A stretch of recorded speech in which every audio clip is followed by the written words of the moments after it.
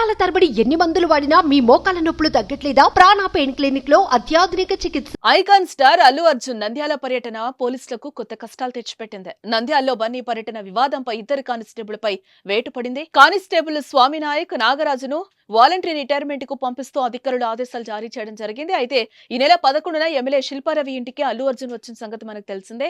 భారీ జన సమీకరణ జరుగుతుందని సమాచారాన్ని ముందుగా ఇవ్వలేదని కానిస్టేబుళ్లపై చర్యలు తీసుకున్నారు.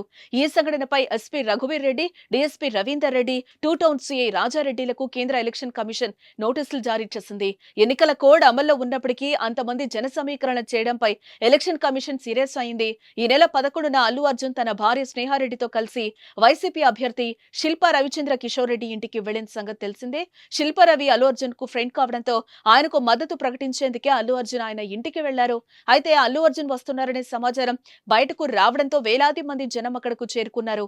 దీంతో శిల్పా రవి ఇంటి పరిసరాలు కిక్కిరిసిపోగా అల్లు అర్జున్ మీద కూడా కేసు ఫైల్ అయింది.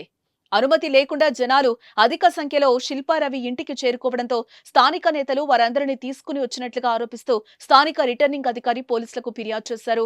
దీంతో పోలీసులు అల్లు అర్జున్, శిల్పా రవిచంద్ర కిషోర్ రెడ్డి మీద పోలీసులు కేసు నమోదు చేయడం జరిగింది. అయితే తాజాగా ఇద్దరు పోలీసులపై వేటు పడింది.